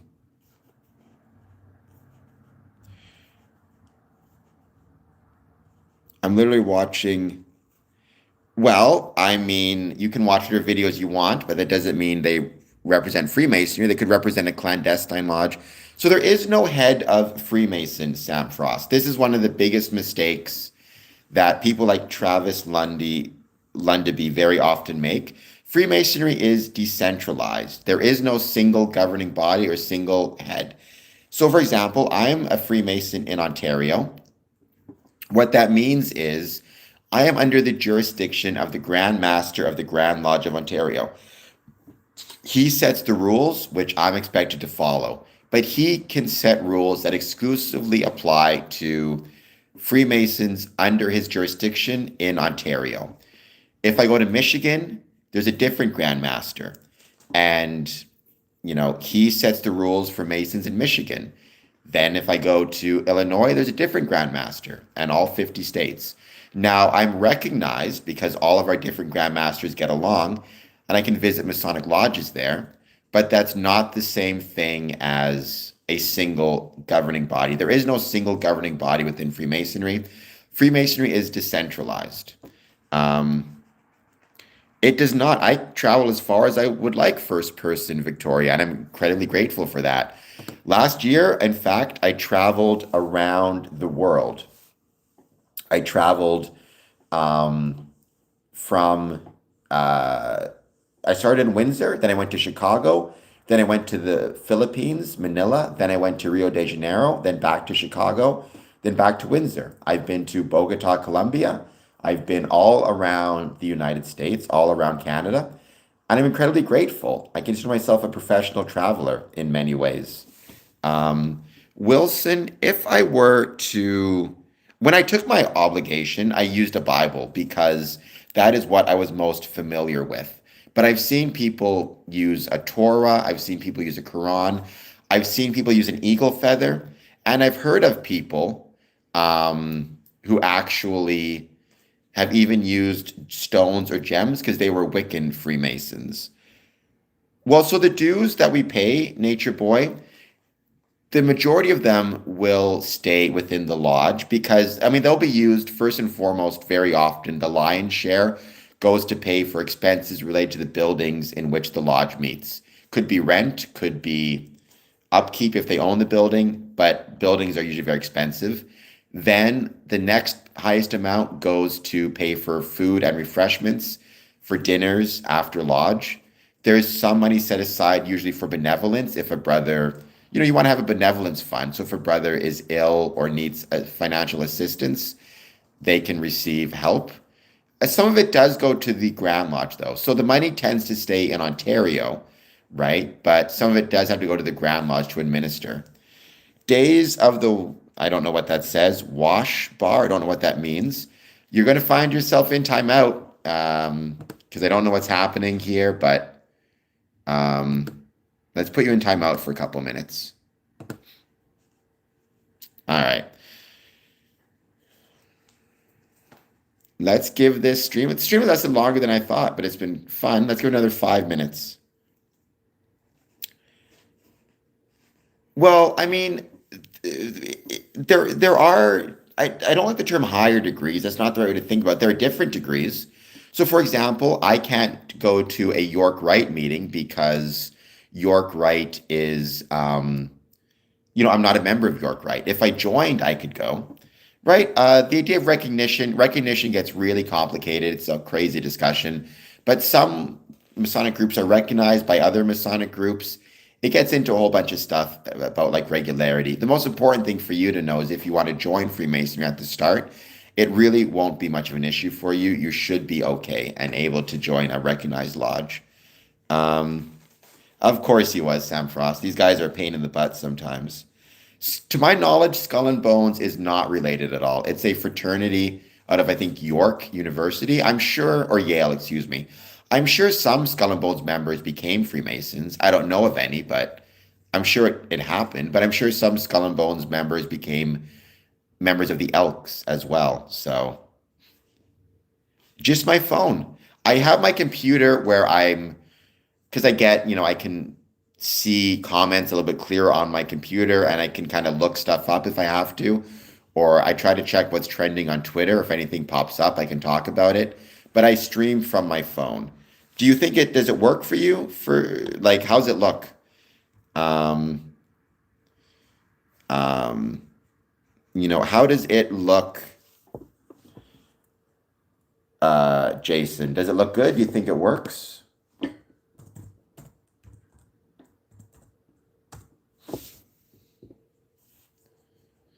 Um, a legendary figure. If you want to know more about him, Travis, then I guess you got to join Freemasonry because I don't discuss it here on the stream. Although, honestly, if you watch the movie From Hell, which is one of my favorite movies starring Johnny Depp, you can find the answer there as well. Um, that's awesome, Eric. Like I said, I didn't start this stream with the goal of getting people to join. Having said that, I absolutely would if you joined, I think that'd be awesome, and I very much hope that you would get the same things. Not even. I hope that you would enjoy it as much as I do. You wouldn't get the same things out of it I do because we're different people. And one of the things I love about Freemasonry genuinely is how so many different people can get so many different things from Freemasonry. It's different for everybody.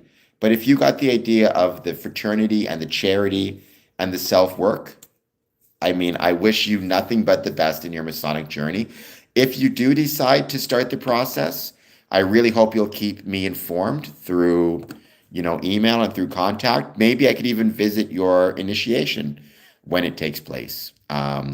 If I could, I'd be honored. I wanted to visit Courtney's, but it was too difficult to get to Texas. at the time. But I'd love to visit yours, and that makes me very happy to hear, Eric. So that's awesome. Nature Boy, to my knowledge, they copied a bunch of the rituals. I have never seen any of the rituals, so I can't say for sure. But to my knowledge, they did. No, you're not too young. I joined when I was 24. I know a lot of guys who joined when they were 21, 22.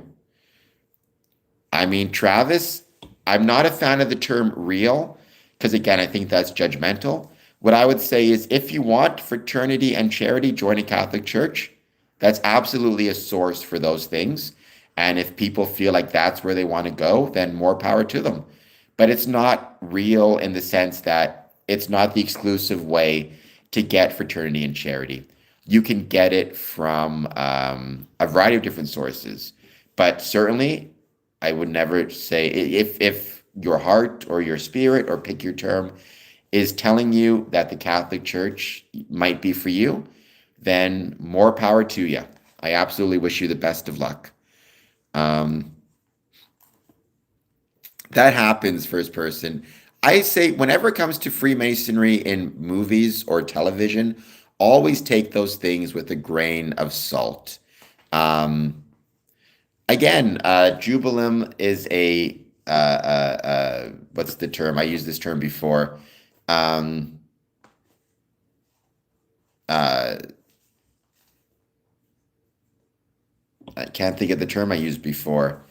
Um, is a historical or a mythological figure within Freemasonry. Probably didn't exist as a real person, but if you want to know who he actually was, at least within Freemasonry, again, join Freemasonry or watch From Hell starring Johnny Depp. But it's not something I will talk about because, again, I try not to. I try my best not to discuss specifics of rituals. Um, Again, it's a legendary figure affiliated with Freemasonry. Or when I say legendary, probably not a real figure, but he is part of some Masonic rituals. I'll say the name, who he is or what he is as it relates to Freemasonry. For that, you got to join because there is a leap of faith in Freemasonry. I'm not going to give spoilers if that's the term you use, right? I'm not going to give spoilers as to who he is within Freemasonry. And Freemasonry is not witchcraft. Nothing, nothing would happen, Travis. I choose not to spill the secrets, not because I'm afraid of consequences, but because I think it's important to maintain them. I've talked about why so many times in the past. I don't want to bring it up again, right? Family recipes. It's like having a family recipe. My grandma's cookie recipe, there's a reason I don't share it on the stream, not because I'm afraid of consequences, but because maintaining the privacy of that recipe is a way to maintain the bond between me and my grandmother. The reason I don't share, Masonic ritual is because I want to maintain the bonds of brotherhood between my family, between my Masonic brothers. Age requirements, yes, Karash. You have to be in Ontario at least 21. In many places in the States, it's 18 or 21. Um, yeah, spoilers. Justin, I do have a distinctive nose. Please hit like and subscribe. Another reason I don't share secrets is if you're joining Freemasonry, I want you to be present during these ceremonies. What I mean by present is not just physically present, but mentally present. I want you to be paying attention to what's happening in the moment, not expecting things to happen. And if I start to share secrets and share the ritual, you're not going to be present. You're going to be thinking about what I said would happen and wondering when it will happen or if it will happen. So I don't want to do that to people. It's like, being in a movie, be present for the movie, watch the movie. Don't rely on spoilers. Um, well, I'm still here and I haven't been sunken anywhere. So it depends, Mega Ape, on the purpose of the meeting. If it's an administrative meeting, it could be just the maintenance of the Masonic Lodge, paying of bills, reading correspondence, all the things that you need to do to ensure that your lodge is successful and grows. Or you have your ritual meetings where you're bringing in a new brother or a new member to the craft. Well, there's Thomas. By the way, Thomas, please hit like and subscribe. There's the Scottish Rite and there's the York Rite. There's also the Shrine. I mean, each one has its own history. I would say the York Rite is very much more connected with military orders from, ancient history or Middle Ages, like the Knights Templar. Scottish Rite is more philosophical. The Shrine is very much oftentimes focused on charity and social functions. They're just ways to grow and learn more about Freemasonry. However, none of those things equates with more power in Freemasonry. Again, people, people who don't pay attention or, who don't know what they're talking about will say, oh, if you're part of the Scottish Rite, Freemasonry, you have more power than people in the craft. That's not how it works. It doesn't give you more power. It doesn't give you more influence or control or, leadership. It's just a way to learn more and advance more within the craft. The unlimited, maybe they do. I don't know. So long as they're complying with all the rules and requirements about brewing beer, maybe they do. I've known Masons who actually brew their own beer, not at the lodge, but they brew their own beer. I know one Mason who creates his own mead and creates his own wine. So, it's for a lot of Masons, it can be a very fun hobby. The beard, I haven't shaved for a while. I keep meaning to shave and I'm too lazy, but I keep working on it. So, well, it's called the craft beans because Freemasonry evolved from stonemasonry. Stonemasons were craftsmen. I guess I should, the Batman, show you the ring.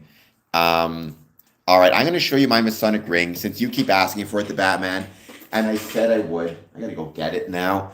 I'll be back in 1 second. I'm getting the ring. Nobody go too far. I'm getting the ring. Here we go. It's way down here. Oh, this is a pain. All right. Just because you asked for it, the Batman, I would very much like a 99-cent, oops, I just dropped it, a super chat for showing you the ring, by the way. But it's called the craft because stone masonry. Here's my Masonic ring. Here you go. I got this from my father, who got it from his father. It's funny, it's got this on the back. This, I don't know if you can see that. It was like hit with a hammer to make it fit on my grandfather's finger.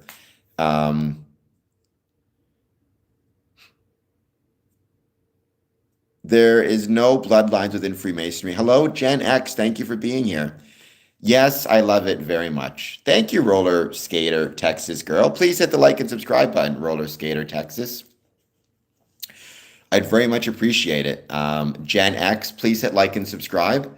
I hope you guys will consider doing a super chat. Oh, I hated those white gloves. First person Victoria. They were such a pain in the ass. So I'm in a wheelchair. And when I joined Freemasonry, we never really wore white gloves. But we had this one worshipful master in like 2013 who, for whatever reason, thought it looked cooler and looked better if we wore white gloves when we had to wear tuxedos. So he made all the officers wear white gloves. I loved the worshipful master. He was a great dude. I hated those gloves. I couldn't grip my wheelchair with them. My hands kept slipping. I couldn't hold anything. Couldn't hold my gavel. I hated those gloves. I was very happy after his term of office when we stopped wearing them again. It was just tradition because I think, in the 50s, in formal dress parties, whether it be Freemasons or whatever it is, there was this idea that you wear white gloves, as part of your tuxedo. And so Freemasons kind of adopted it. But yeah, it's one of those things where I hated those gloves. No, you do not, Trayvon. That's a weird thing to say. You do not. To be a Freemason, you approach the lodge, express your interest, and go from there. There's an application process, but no. I don't pledge allegiance to old men. I pledge allegiance. I mean, I guess I don't pledge allegiance to anybody necessarily.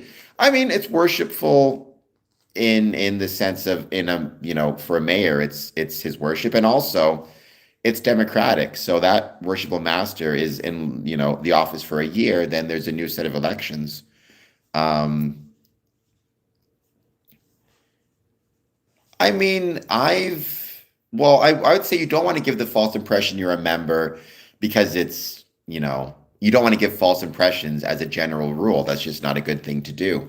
But the idea of like weird stuff happening, I just always tell brothers, right? I always say like, if you see somebody wearing a Masonic ring, don't assume they're automatically Freemasons because they could get the ring from their grandfather, like you did, or they could buy it at a pawn shop or a million other, places they could find it. So you need to keep that in mind and remember that just because someone's wearing a ring or has a shirt with the Masonic symbol, that doesn't automatically mean they're a Freemason.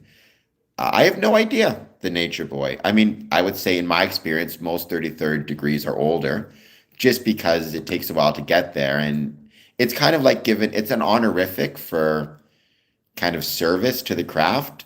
So you're not going to get it when you're younger because you have to, you know, be noticed and contribute. I am from Canada, born and raised in born and raised in Winnipeg, currently live in Windsor, Ontario. Um, no, Critter 3, we did none of those things. We show respect. I don't even say to old men, I'm a worshipful master. You're calling me old? Beans and toast, what I ever do to you? Why are you calling me old? Um, the Unlimited Masonry is not a synagogue of Satan. It is not a synagogue of any sort. It is not religious. So that's a very foolish thing to say, the Unlimited 001. Um,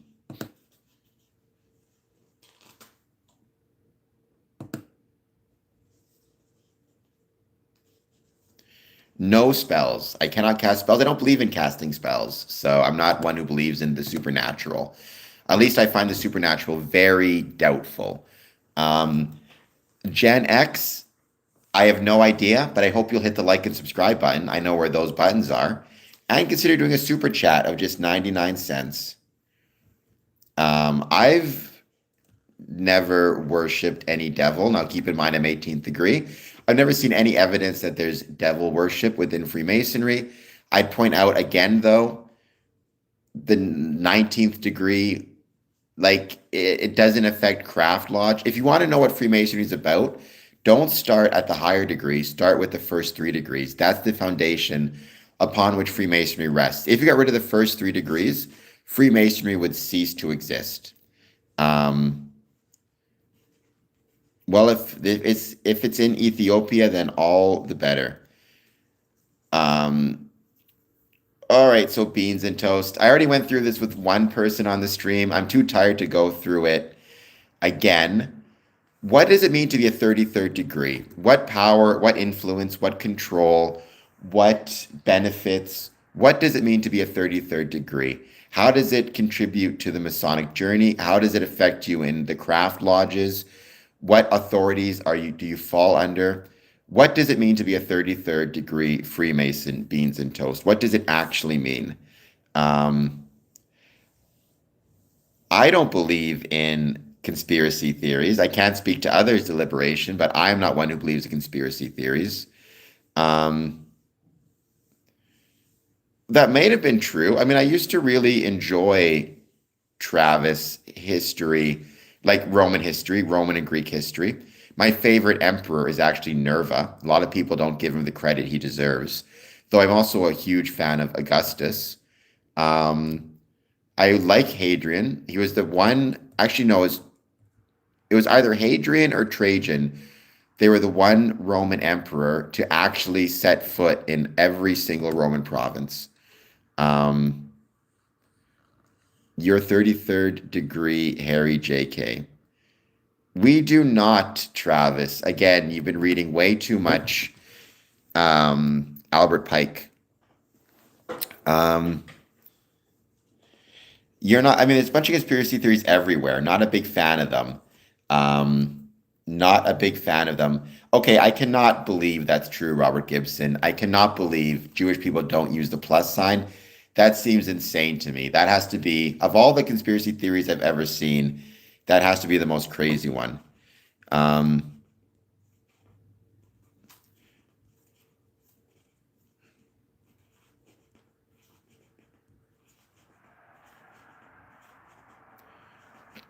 by the way, um,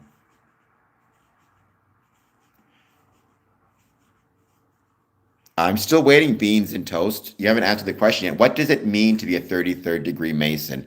What type of power, what type of influence, what type of control does it give you? What jurisdiction are you part of?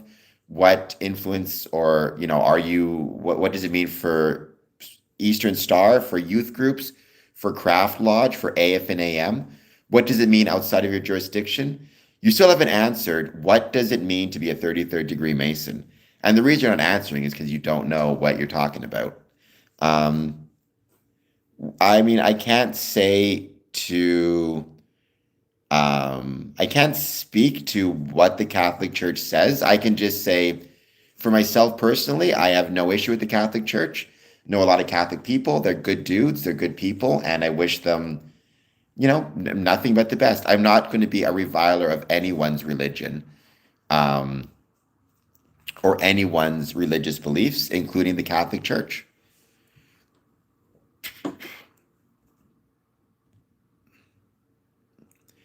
I mean, I do not rely on AI. I'm not one of those people who's afraid of artificial intelligence, for the record.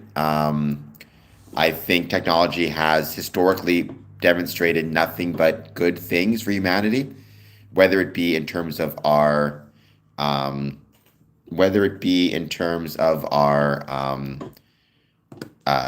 life expectancy, which goes up thanks to medical technology, whether it be our standards of living, which go up thanks to building and engineering technology, whether it be our ability to learn through the computer, through technology, whether it be our ability to acquire greater amounts of calories thanks to farming and agricultural technology and irrigation technology, fewer diseases thanks to a hygienic technology. So I think AI is just one more step along this technological progress.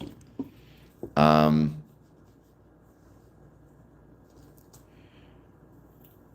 that seems crazy to me. Um, okay, so what does that mean though? If you're a 33rd degree member, what power, influence, or control do you have in Freemasonry? If you're a 33rd degree member and you're at your lodge meeting, do you have the ability to, you know, set directive, set policy, vote in a certain way? Who has the higher rank in that meeting? The 33rd degree Mason or the third degree Mason who's the worshipful master, right? Who has more votes, the 33rd degree or the entered apprentice? And by the way, which 33rd degree member? The 33rd degree member in the northern jurisdiction, in the southern jurisdiction, in the Supreme Council of Canada? What if he's over in Europe? What if he's in England? Um, right? What does it actually mean to be a 33rd degree? What if you don't join Scottish Rite? What if you join York Rite and you get to the highest degree in York Rite? Are you still a lower degree than the 33rd degree member, even though you've gone as far as you can in York Rite? And you could argue you're actually higher level than a 33rd degree.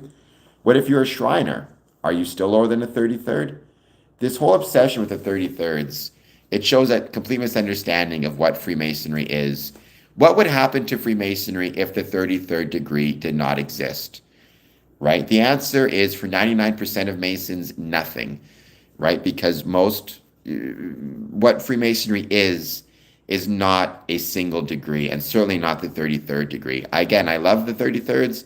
They don't, they're not anti-Catholic. I've never met any 33rd degree Mason who says anything anti-Catholic. Um,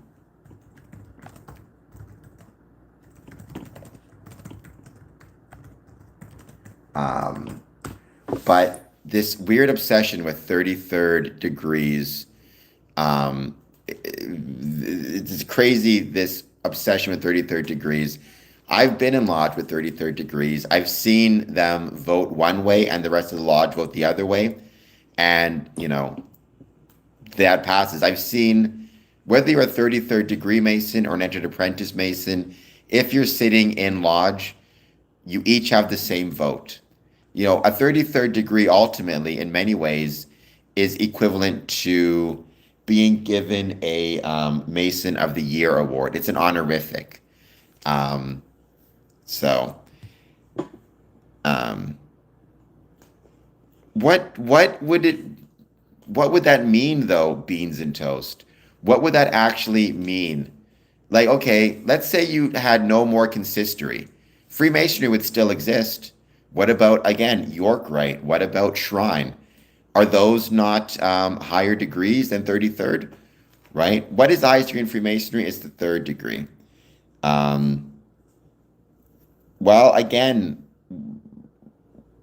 first of all, no. But second, Sam Frost, if you were to, again, get rid of the 33rd degree, again, this constant looking at the 33rd degree, the highest degree in Freemasonry is the 3rd degree. If you were to get rid of the, again, if you were to get rid of the first 3 degrees within Freemasonry, Freemasonry would cease to exist. If you were to get rid of the rites and the bodies, it'd be different. In fact, what was the first thing to exist within Freemasonry? It was the 1st degree and the 2nd degree, and then the 3rd degree. Scottish Rite and York Rite did not even exist until at least 30 or 40 years after the first 3 degrees were already formed.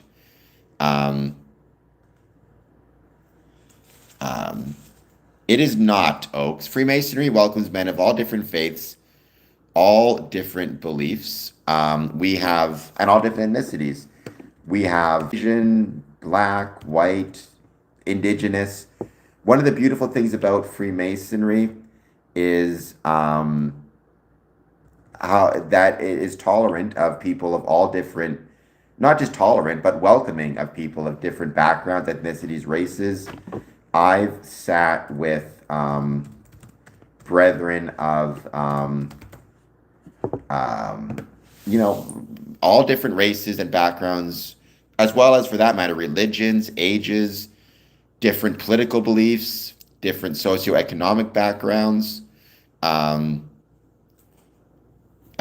yeah, it is not a white supremacist organization. In fact, I would say the idea of white supremacy is something that is actually completely against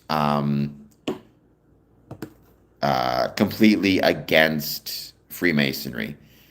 I have never heard the motto against cross and crown. So that's not a motto within Freemasonry to my knowledge. There is no really motto to Freemasonry. I suppose if you had to pick a Freemason motto, it would be to make good men better. But I'm not even a big fan of that. I am not a secular humanist, but that's not too far off what I might be considered. There is liberal Freemasonry, quote unquote. Nice try, but I don't believe I do. I'm not going to fall for that. With Freemasonry, there is liberal orders. As a general rule, though, you must believe in a supreme being to be a Freemason. However, the term Freemason within Freemasonry tends to be very liberally defined. Like, a lot of people might consider me atheist. Because if you ask me, again, my view of a supreme being is the rational nature of the universe as expressed through geometry and science. I think a lot of people who believe in a particular faith may view that as closer to atheism. Um, geez, Freemasonry is definitely, again, we do not have any single goal. Rather, every Mason figures out the goals for himself. However, we do not want to destroy any religions, the Catholic Church or otherwise. Um, I have never played Geometry Dash. What's Geometry Dash? I want to try that. Now I'm curious because I love geometry. Thank you, Maddie Dubs. I hope you consider supporting the channel. Become a member. Give a, consider doing a super chat. Even 99 cents helps out big time. Oh my gosh, I'm going to play this game now.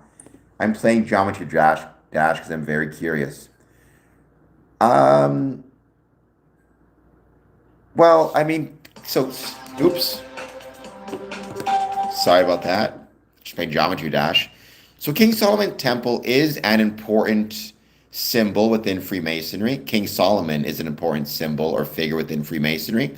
If you want to know exactly how, you got to join. But I will say there's a variety of reasons, but primarily, in my opinion, it has to do with the idea of a temple as being a stone Masonic, as a stonemasonry, right? Freemasonry evolved from stonemasonry. A big part of that means that we're going to look to examples of stone masonry for lessons, metaphorical lessons. The pyramids are one such example because obviously the pyramids are a great example of stone masonry and stone Masonic work. King Solomon's Temple is another one. I mean, at least in a biblical sense, it's probably the greatest example of stone masonry, right? King Solomon, historically or mythologically, or is reported to have used stonemasons in the work. So, yeah. Well, I don't know if, I mean, for us as Freemasons, he's allegorical in that we use him to convey lessons. Whether he was a real person or not, I have no idea. I tend to lead more towards he probably wasn't an actual real historical figure. There's very little evidence for his existence outside of the Bible. So I think we need to be careful whether we view him as historical, mythological, theological, or some version of all three. Um,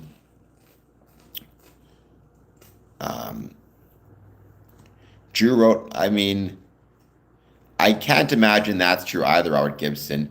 Apparently there is some type of symbol. I looked this up because I was plus sign.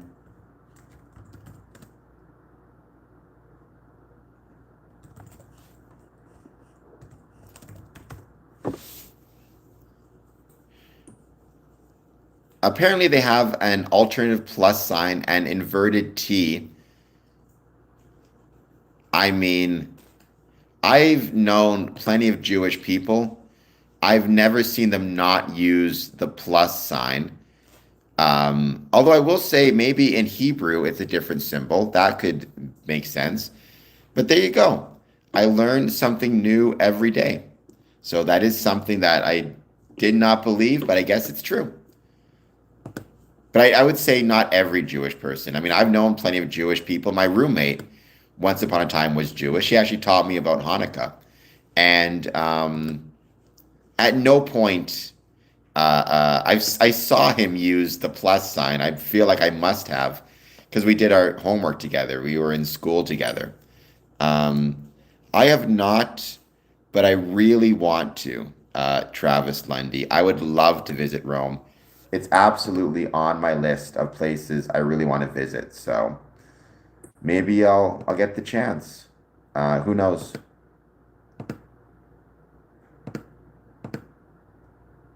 I think it'd be really, really cool. I would love to visit Rome. Have you ever visited Rome? That's the better question. And if so, what did you think of it? because I think it'd be so much fun. All right, I'm trying Geometry Dash because I'm curious. Oh, okay, I died already. Oh, what's my opinion on? I mean, I don't know enough about Jesuit. Like, I have no issue with them. I mean, to my understanding, Jesuits are a type of religion, right? They are a type of religious belief. So if they believe in a supreme being, then more power to them. I think, I guess what I'd say is again, um, I don't want to be a reviler of anyone's religion. Um,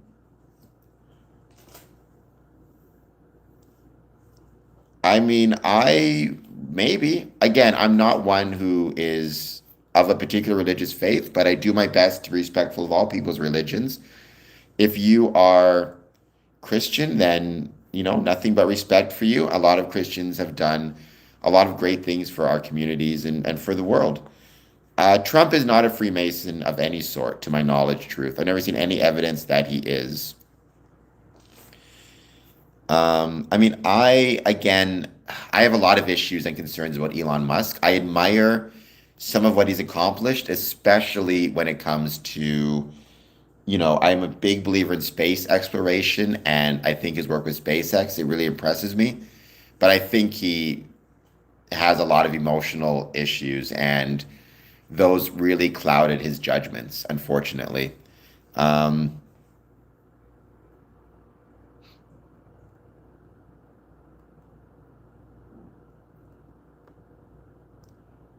Jesus, legend Jesus, I'm sorry you're having panic attacks. I hope you'll consider some of those breathing exercises we've talked about before. I hope you'll consider those and maybe try those. Maybe it'll make you, calm down a little bit. I hope you have somebody to talk to. If you need to take medication, panic attacks are no fun. So I wish you the best of luck with them, getting through them. I'm sure that, I think you're going to be okay, I'm sure. And I do appreciate you being here very much. I will for sure, truth. Definitely not tonight, but I mean, Trump is not a Freemason to my knowledge. Again, I could be wrong, but to my knowledge, Trump is not a Freemason. So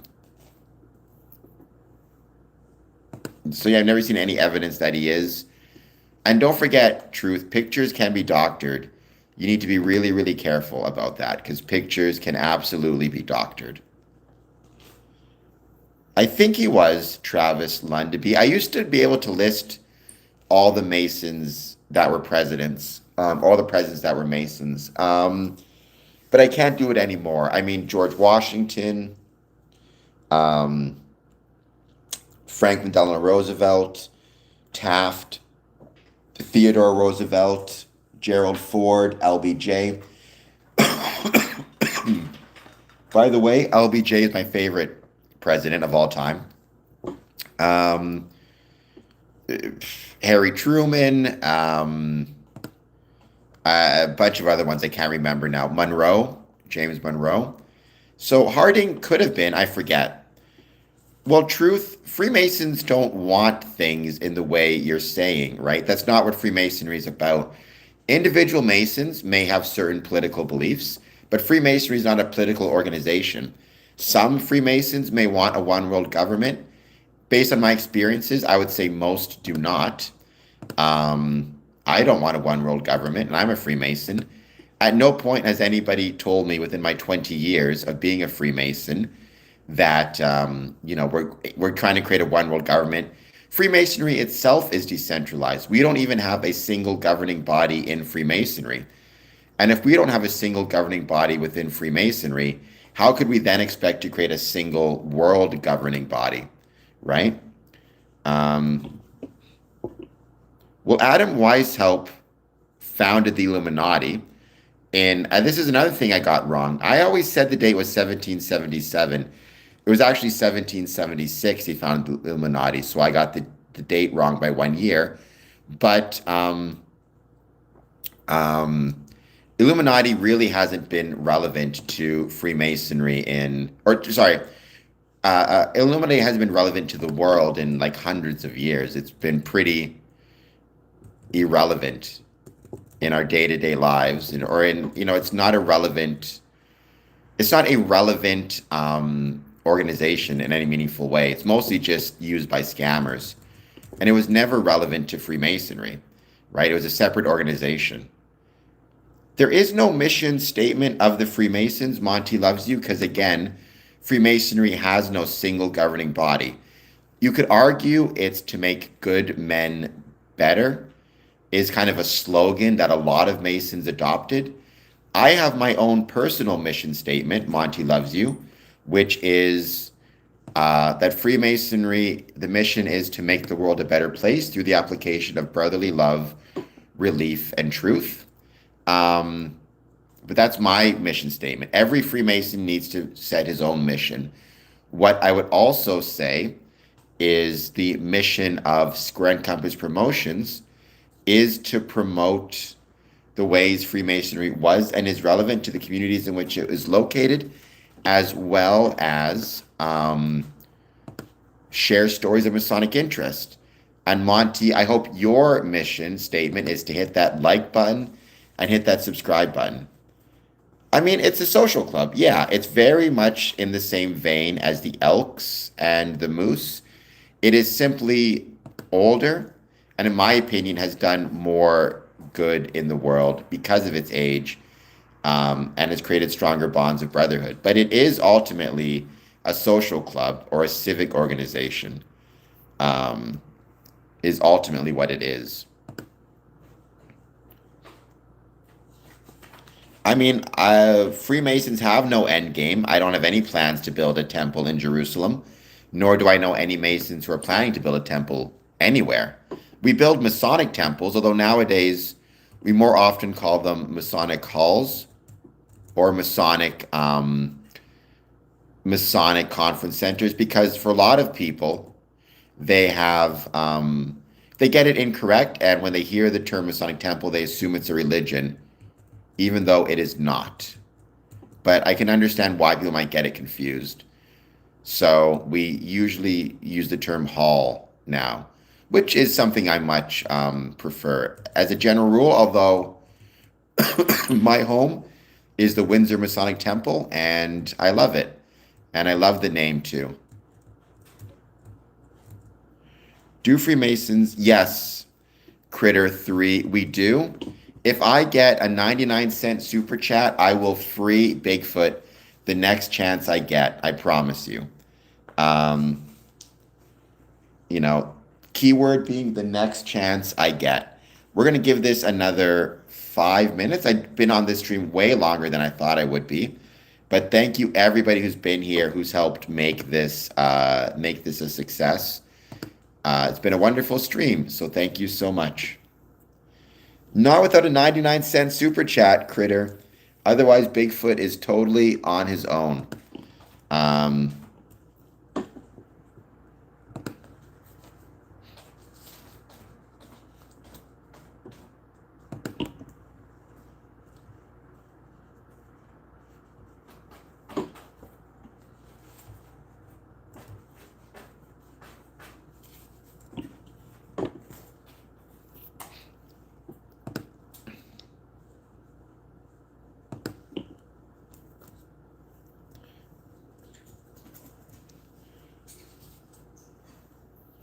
We're going to give this another couple minutes just to see who jumps on to say hello.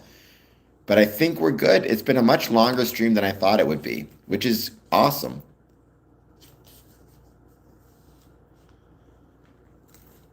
I don't know what you did, but hit the like and subscribe button.